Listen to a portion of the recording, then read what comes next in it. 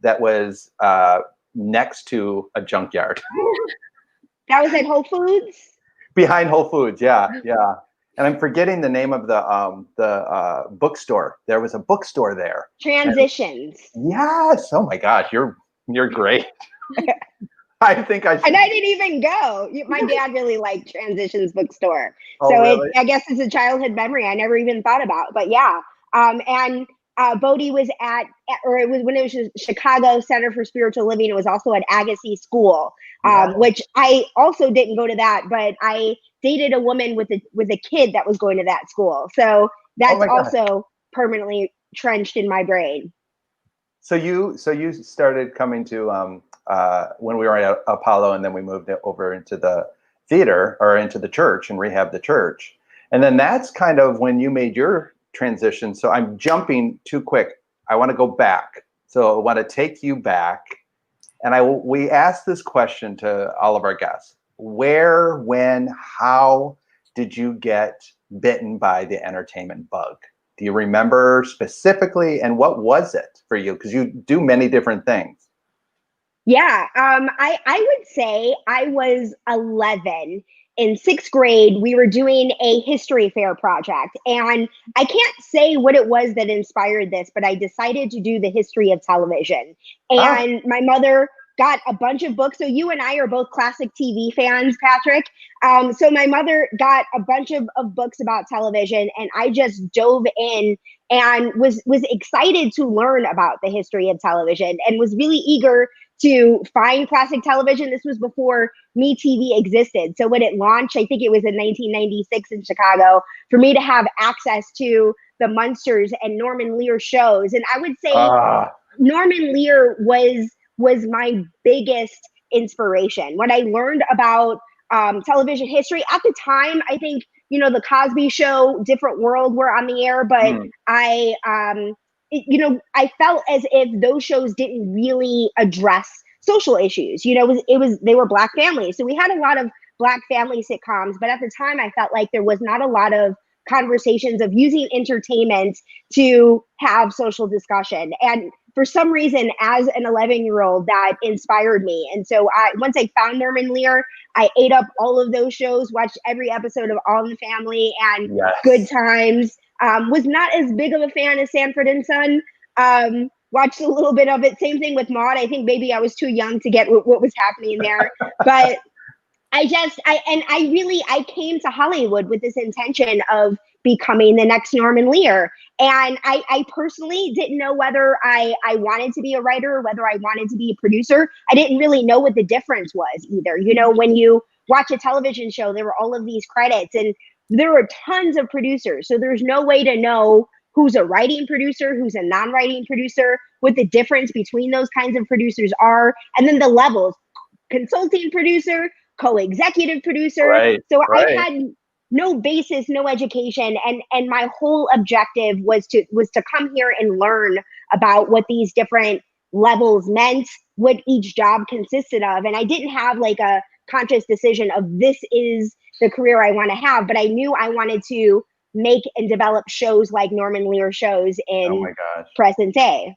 You're talking our language, right, Teresa? Oh my gosh, it's amazing. I was watching the Brady Bunch, not considering that I could ever be involved in television. I was not consuming the media in the same way that you were, for sure. Although All in the Family was a staple in my home. Not in the MeTV era, but on original broadcast.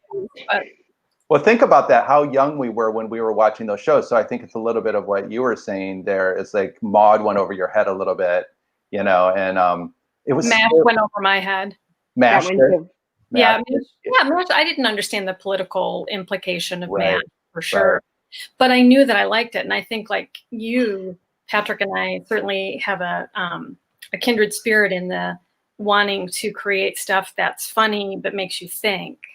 Or, that's such an important combination, and it's so critical today. It's important how that stuff Did you watch the All in the Family live version that they did?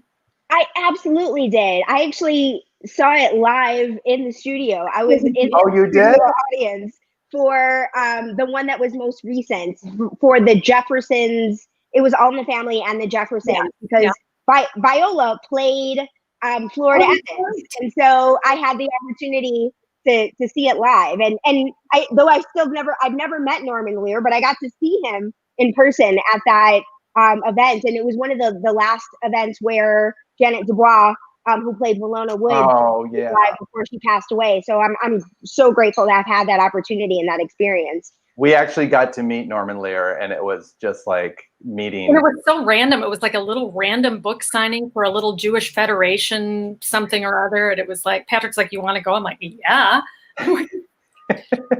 And he was wonderful. And Mark says hi and says, Karen, I love you. So glad to see you and see who you have become.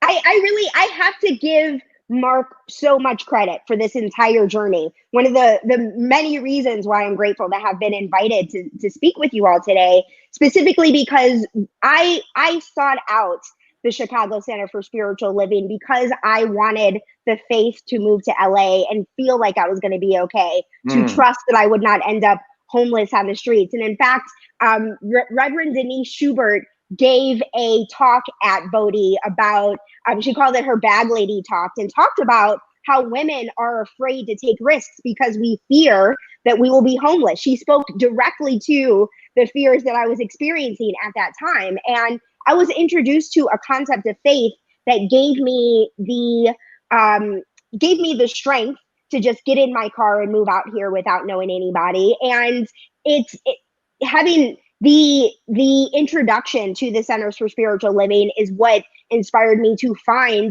another center when I moved out here. Agape is what I thought I would be interested in, knowing that Mark Anthony came from that center. I thought that was going to be my home center, and Michael Beckwith's talks just kind of go over my head. I don't get the you got to kind of close wisdom. your eyes and listen sometimes, you know. That's what people say. Yeah. But Mark laid out these just all kinds of principles around knowing what my business is, around understanding faith, around just really identifying what beliefs don't serve me, learning how to let go of them and lean into and identify beliefs that do. I really credit his patience, and I've been telling him all along that I wanted to move to LA, and he really supported this move and believed in me, and I'm so grateful to have had that spiritual education that inspired me to find a center out here and eventually become a minister myself. I never anticipated doing that, but I really have to credit Mark Anthony Lord for the entire thing, both for the ministry, for serving as an example of what it means to be a good minister. All of my CSL friends from all over the country feel like we're forever spoiled because he was our first introduction to a spiritual center that we liked. And most of the CSL ministers are not as good as Reverend Mark. And so it's challenging for us to find other centers that we love. But I'm glad that I found one now that I like. But it's just, he really set the bar high. And I'm glad that I have this opportunity to follow in the big shoes that he has laid out for me. That's beautiful. And I don't know if you know, but Reverend Denise Schubert is now here at Unity in Naples. Oh, and she's now working with Mark again. And she's heading up the ministry and the volunteer and doing some executive director stuff. So it's like full circle, which is amazing. I want to hear that talk because my husband always laughs at me because he said my retirement plan is going to be panhandling downtown because I'm always convinced I'm going to die broke. So, like, what's your retirement? No IRAs for her. She's going to be holding a little tin cup. I want to know how so first of all, I do want to say real quickly, I love also that your minister who you adore says, Mash, oh my God, I so agree. I never really got it, but I like the guy in the dress. And then did you see what Kevin wrote? Yeah, Klinger. Kevin tunes in every time. I love that. He came to your one woman show in New York. Yay. Thank you, Kevin. Good to see you. I know Kevin. So you come to LA and talk to us a little bit about how, so you've got all this fascination with all these different elements, well, the producer and the writer, and trying to understand that. So how do you break into the television industry at the same time maintaining this spiritual life. I mean, you usually see TV executive, minister. I don't know people who go TV minister like that. That is not the multi-hyphenate you usually see in this town. So how does this happen? It is so true. And to be honest, it was a complete accident. The only other minister that is in this industry is Devon Franklin, who has his own production company, and he's on Instagram. He's married to Megan Good. So he's a superstar kind of in his own right. But the accidental nature of it was that I had a lot of trouble getting a job in this industry. When I first started, I actually, in Chicago, I was an agent for a broadcast journalism agency, and I developed unscripted content around our talent. And so in my mind, I had some unscripted experience, and because of my experience, someone would be willing to give me an assistant job. And what I learned, which is not anywhere I could have Googled at the time, maybe it is now, but at the time that information was not available, was that the entertainment industry is really designed for, intentionally designed for entry-level grads. And the reason for this, there's a reason why no one ever says this out loud. The reason for this is the industry itself is really toxic. And so because lower level, entry level people are treated like crap, there's this expectation that young people will allow themselves to be treated that way because they just don't know any better.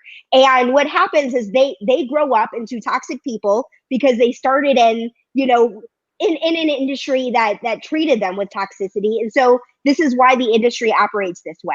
And I didn't know this at the time because they intentionally do not advertise this fact. And so I realized somebody came out and told me that I needed to change my executive title to an assistant title if I want to get an assistant job. If you want to be an assistant, you have to prove that you have assistant experience. And so once I did that, I was able to get a temp job. And once I had the temp job, it was actually at Kelsey Grammer's production company, Gramnet Productions. And the position was open and available. So I'm saying, I'm here doing this job. Can I have it? And the executive said, I'm only looking for somebody with agency experience. And so in my head, I said, okay, well, I need to get some agency experience. And the next thing that I did was get an unscripted job on a desk at Buckwald, which I didn't, at that time too, I didn't even know about Buckwald. Are you familiar with Buckwald? Yes. Are they still around? Is Buckwald? They are still around. Are they? New York and LA. Yes. Okay, they're I think relatively mid-level. I think I met with them early on. One of our past guests who works in the industry just wrote truth, what you're speaking to, Hillary. So yeah, I get that.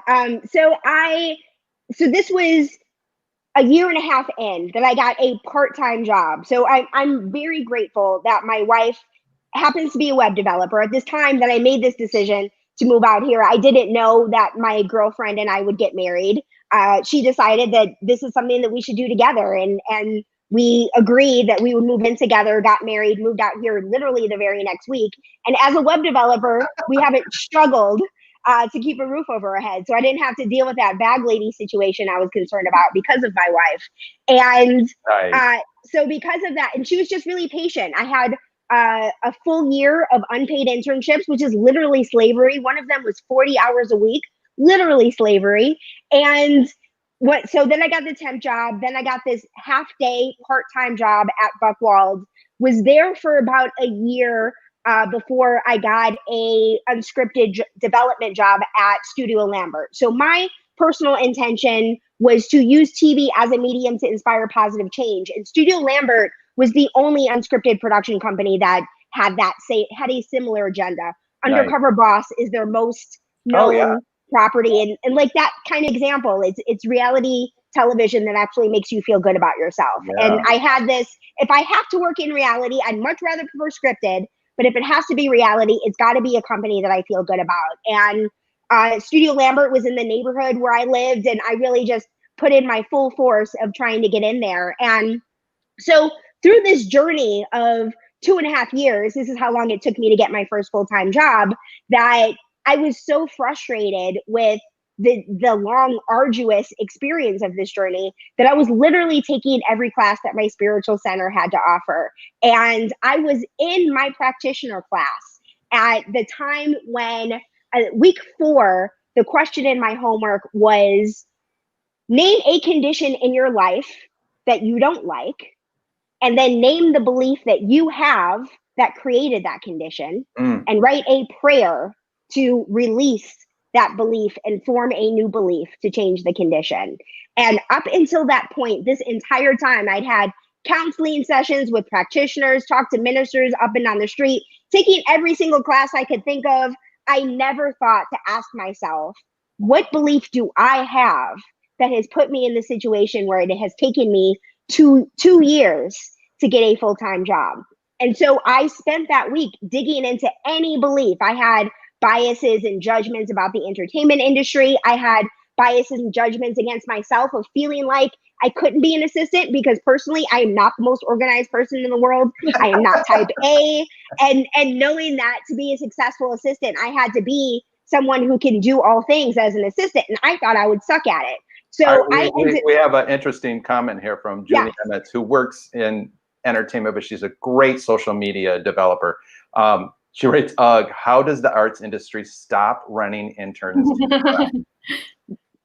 Well, the entertainment industry, I actually do get it, because as an executive, the amount of content that I am expected to read and turn over and have notes for is so massive that of all of the jobs I've ever had in the entertainment industry, being an executive is literally the hardest. And so what it is everything gets harder. Being an intern might be hard, but being an assistant is even harder. And It's being an harder executive in its own different way, right? Yeah. Mm-hmm.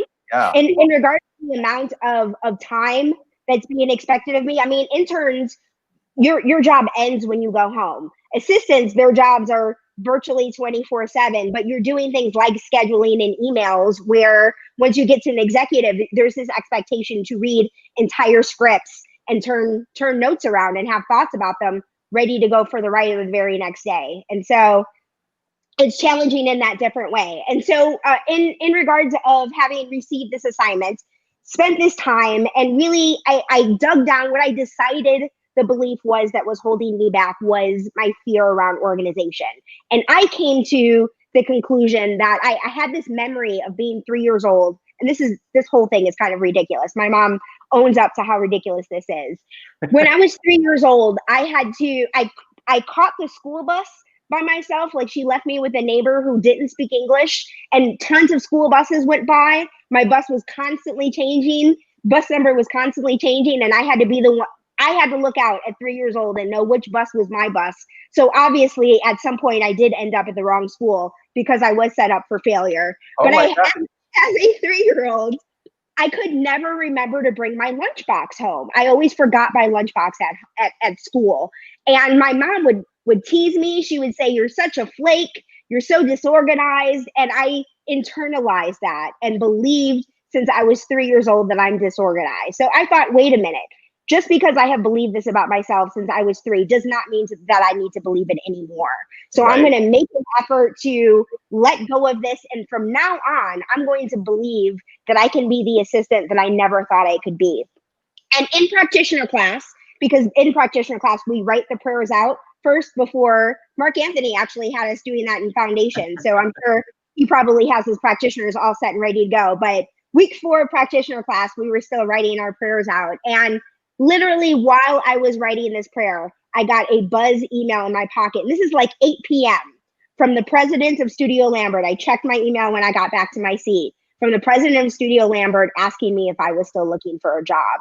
And in that moment, it became clear to me that what we teach as science of mind, of how our beliefs create our reality, that when we align with our beliefs, that it is instantly demonstrated. It became clear to me that I was doing the right thing. I'm part of the right teaching. And so that's what inspired me to continue to take classes. But note that was a unscripted job. So I still had a desire to get into scripted. And so I just kept taking these classes to help me remember, so that I can identify what do I need to know to attract this perfect job. And I never anticipated finishing ministerial school. I ended up as, when I was an office PA on the Fosters, I said, hey, I'm in this ministerial class. If I can't go, I'm not giving this job up for ministerial school. So however it needs to be, you let me know.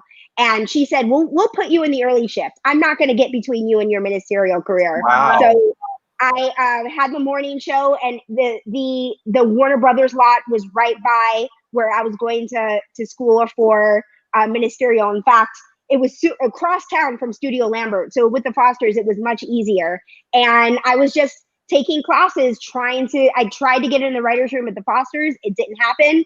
I completed my ministerial program. And the moment that I completed it, my career took off. I ended up at CAA literally the very next week. And I never actually expected to use my ministry. What happened was spiritual centers around LA just started calling me and asking me to speak. And my wife created an Instagram profile for me and would take pictures of me in my fancy CAA clothes while I was going out the door to advertise that I was speaking at such and such place. And word just got around that I was a minister. So my coworkers started asking me for advice, and I was taking counseling sessions in my boss's office over lunch. And you got a great post about your wife.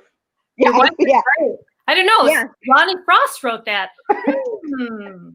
My wife is absolutely right. She is great. I'm glad that she's giving herself a shout out. Can I take you back for a minute? Yes, absolutely. I love how you're just downloading all this, and we're like already. I know, really interesting. It's so fascinating to me too that you know these critical junctures in your life and what motivate you and what turned you. It's really interesting. I'm sorry, Perry, go ahead. No, it's kind of like what I was going to ask, Teresa. I want to know, because I really feel there are people that are interested in industry that are watching this and everything. What do you think is the reason you didn't get into the writer's room on the Fosters? So I believe that, I would have never become a minister if I got into the writer's room. Well, on the we know all that stuff. You know what I mean? There is that. Perfect, right? Yeah. Yeah. So I would not have finished the program, first of all. And second of all, I specifically said that I wanted to use TV as a medium to inspire positive change. That was something I knew about my purpose. So I believe that I needed to become a minister so that I knew what spiritual principles I believe in. I had to go through a hero's journey of my own to be able to write a hero's journey. And now I'm clear about what spiritual principles I want to integrate into my work. I'm clear because I've utilized them. I've applied them to my own life. And I had to go through this long journey to get me to this writer's path so that I know what I'm doing. And so I feel like I can mention that I'm in the process of leaving JuVee, and I just became very clear, as I talked about, of wanting to, actually, I didn't say this yet. We talked about this in the green room, that I wanted to be the next Norman Lear. And literally with everything that is happening in the world right now, the conversation that we're having about race as a country, the pandemic, I see my message as more crucial and more valuable than ever. And my intuition said, it's time. I now know how to do it. The fact that I've been working in development for 2 years has given me the experience that I needed to be able to craft and develop and write my own series. And if I had gotten into that writer's room on the Fosters, I wouldn't know how to develop. I met with other writers who have been at the Fosters for 3-4 years and don't know about development because they never had that opportunity. And so now having an opportunity to go backwards, to be a development executive first, and hopefully a writer very soon, this is all education that I can draw from moving forward. So this was the right and perfect path. And I have a relationship with Viola Davis. Like the fact that Viola knows my name, gives me hugs, like anyone at JuVee will make calls on my behalf. It is so valuable to have her name behind anything I'm doing. And I can take any project back to them and pitch them, if they're interested, and potentially have her as an executive producer on anything I've got moving forward. Maybe, if they like. Amazing. I want to know, are you, the Julie question? yes, but before you get to the Julie question, let me quick ask this, because I want to touch on intuition. Because Yes. I think you've talked about that quite a bit, and that's part of how you are in the place that you're today, trusting your intuition, listening to your intuition, especially in the creative industry. We are so plagued with not even knowing what our intuition is trying to tell us. Like how, because it's such, like you said, it's such a toxic environment on some level. And a part of the reason is because there's so many wounded people who are engaged in the process of trying to do these wonderful things, but we're all so damaged and wounded and blah, blah, blah. So how do you— But I will interject real quick, Teresa, that we have experienced really great— Oh, I don't mean that. No. But I will say, I think it is that energy that you're talking about a little bit, putting that energy out. That's what we mostly get. We walk out of rooms, or we get invited back into the room, and we have a great experience. Yes, we've had some not great experiences. Yeah. Right. But yeah. Keep going. I just wanted to interject that. Yeah, no. We definitely have had good experiences, but I'm just talking about in general is like, how do you trust your gut? How have you learned to trust your gut, especially in such a toxic environment? God is more powerful than anything. That's what we all need to remember. That's the whole point of being a spiritual gangster, is to know and recognize that it doesn't matter how toxic this industry is. When you are clear, and when you have dealt with any sort of toxicity and darkness within you, nothing can touch that. And so kind of what I was saying before about my journey from ministry, how I continued ministry and ended up using my ministry in my industry, that's funny. Because I at CAA is known as an example of one of the most toxic places in the industry. And when I arrived, and so funny that I say this about this, my boss that I worked for at CAA, she had the worst reputation before I had arrived. That and like on my very first day, all kinds of people walked up to me and said, "Oh, I heard you're working for her. Are you okay? Let me know if you need anything." People were just checking in on me consistently. And the reason I ended up taking this job, because I recognize that I have power in my own sort of authority. In my interview with her, I actually asked around before I had that interview, and heard that, and told her this as well, that she did not have the best reputation. But in my interview, she acknowledged that she didn't have a good reputation. And she said, "I can blame all of these other people for this track record, but I see that the common denominator is me. And so I realize that I have to be a better manager, and I have room for growth." And so I thought, okay, I can work with this. Wow. I didn't bend over backwards for her. She asked me to come back the next day. I was like, "I'm going to San Francisco, so you can either meet me now or next week when I get back." I didn't bend over backwards, but she, we moved forward. And even though the job itself was challenging, because I had just completed my ministerial program, I was very clear on reminding myself that even though this is the hardest job I had ever had, that I can do this, that I will be successful, using affirmations and really supporting myself in the process. And I walked in with a smile and joy every single day. And in the first month, I was scared. Everybody around me was scared. But as I got more comfortable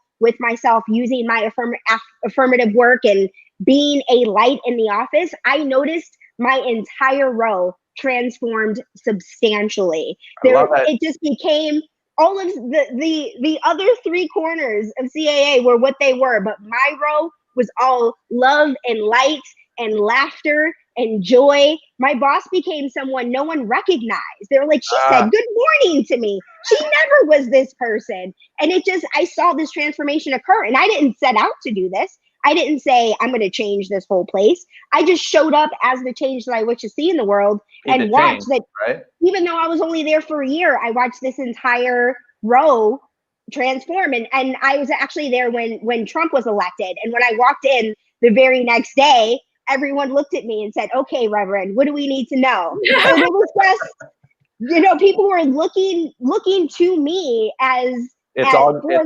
for inspiration, and it pays off. So what was Julie's question, Patrick? I want to be able to answer that for her.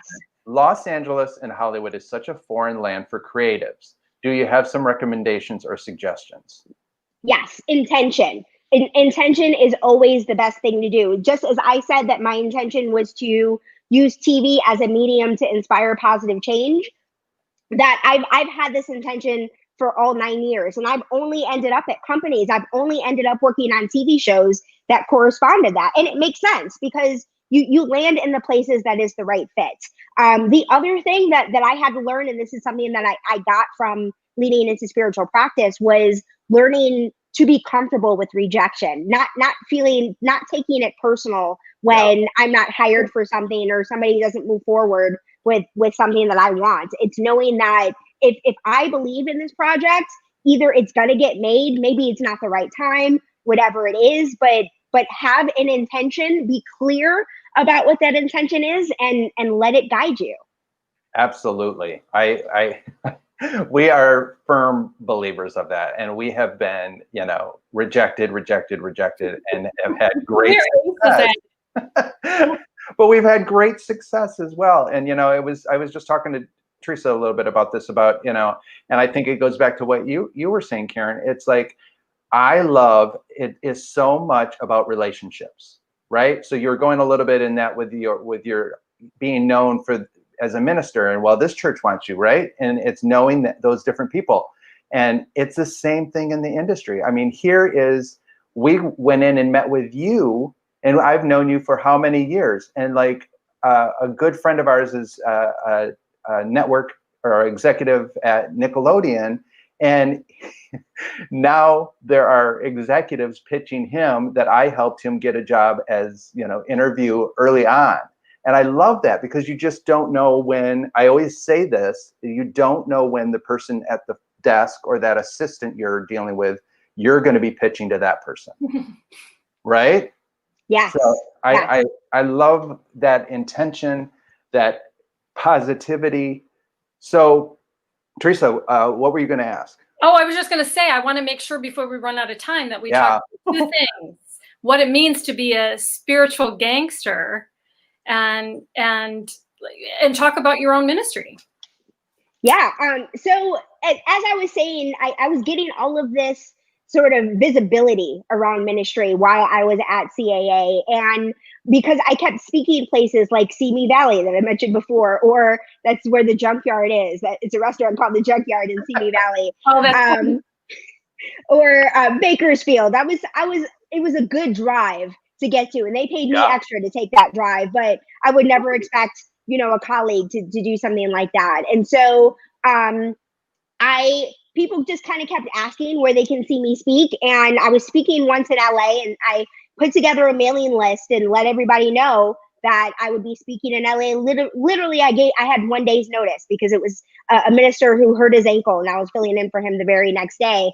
And there were about 20 people, 20 of my colleagues that joined to this and said, how can I see more of this? And let us know when you'll be back here. And there was just so many questions about where people can see me speak that I thought I should create this. I should create a monthly event where people can find me in this spot, because there's just been kind of demand for it. And so, but because I'm I was about to be an executive. At the time, I was actually the office manager at JuVee, but I knew I was on a route to be an executive. And so I reached out to somebody that I was in ministerial school with, Reverend David Allen Cruz, and he owns a spa called Happy and Relaxed in Burbank. And in that spa, there's a room, it was a decent sized room. So I said, hey, David, do you want to do something together? We'll figure out, this was March of 2018. And I said, let's start in September so we can figure out a name, we can figure out themes, whatever it is. Let's just give ourselves that deadline of this is when we're going to launch. David said, sure. Yes, we can use my space. Let's move forward. And as time went on, there was just interest. People saying, hey, what's this thing you're doing with David? When's it going to be? And where's it going to be? And so I thought, I don't know if this room I'm going to have is big enough.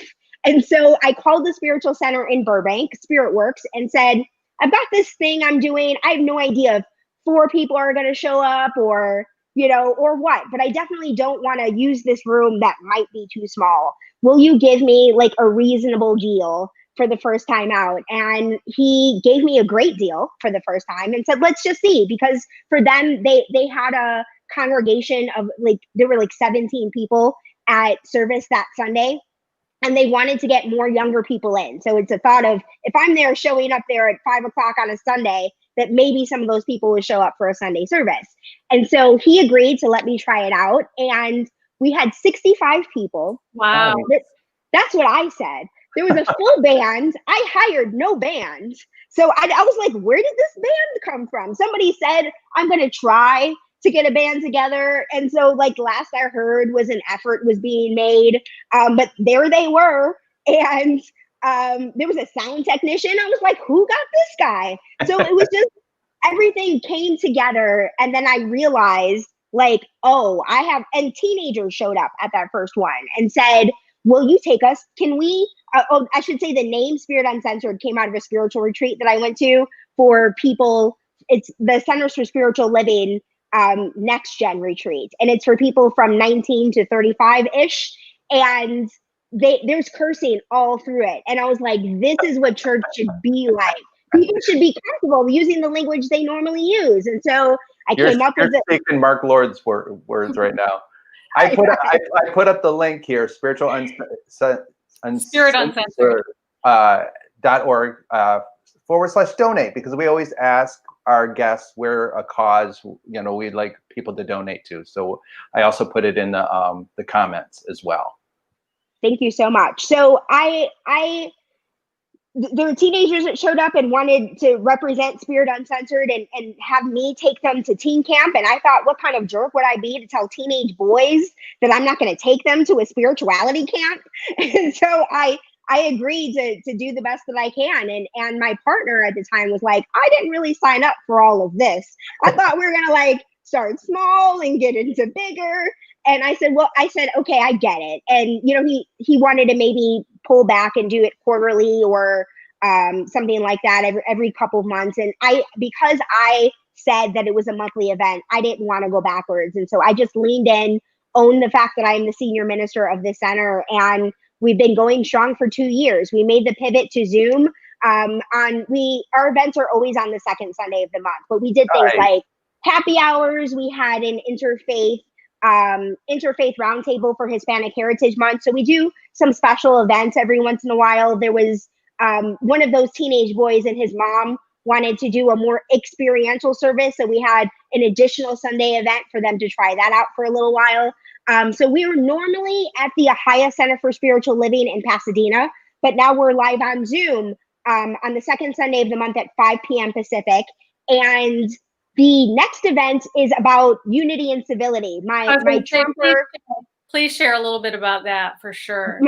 I'm biracial, and the Jewish side of my family, the half Jewish side of my family are hardcore conservative Trumpers. And personally, I didn't anticipate that from any of them. I think all of them voted for Obama. But for me, most of all, to have my father be someone who doesn't support the removal of Confederate statues and says things like the South should have never seceded. And to me, that means I would have never been born. So the kinds of things my father is saying is incredibly difficult for me. And this one uncle is an uncle that I find I'm just able to have a conversation with. He doesn't get in his feelings about things. He responds to what I have to say. And so because of that, I chose him as the person that I'm having this conversation about unity with, as people who have completely different ideological ideas, because I believe that for us to move forward as a country, that we have to be willing to talk to people who we disagree with.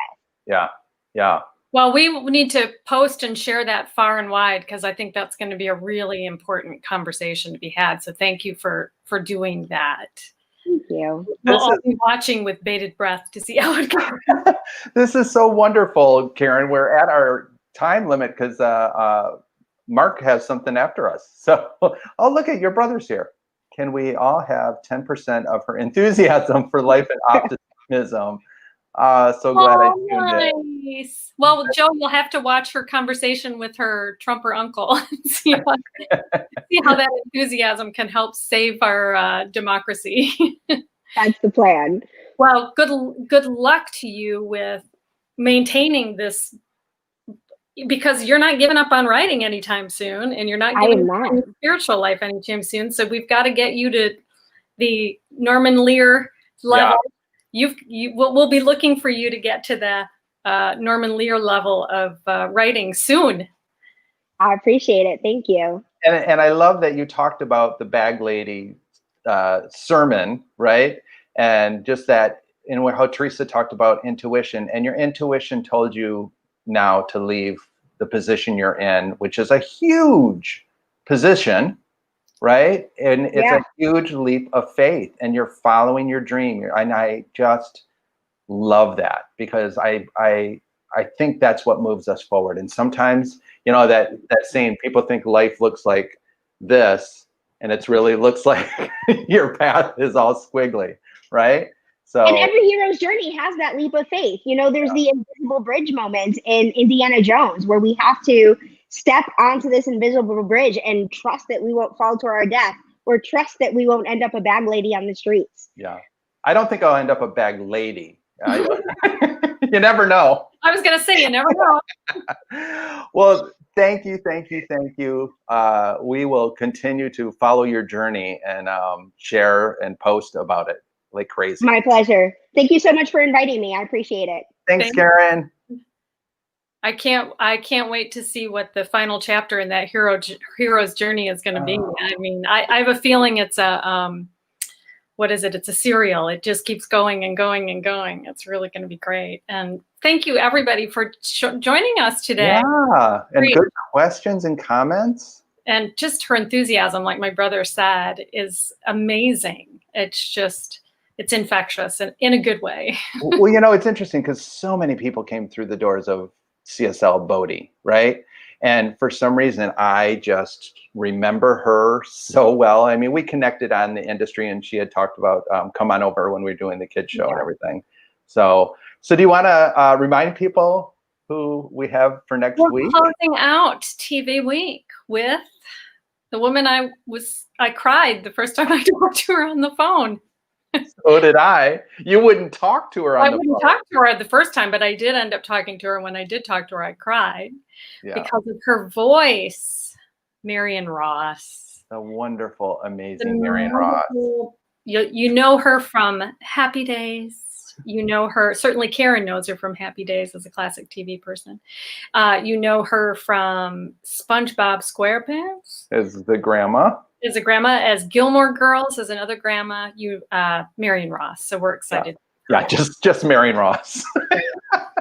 So we're thrilled. We have her next Wednesday, and Sunday, I think it is. The whole Happy Days cast is getting together. We'll put a post up about that as a fundraiser for Biden. So for those that aren't for Biden, you might not want to watch, but Chachi's not a part of it. So we're excited about that, and we're so thrilled to have Marion. Just cannot wait. And our Jeannie regular, let's know. Great interview. I so enjoyed Karen sharing with us. God bless. Bless you too, Jeannie. So great to have you with us. So as we always say, gotta get out of here.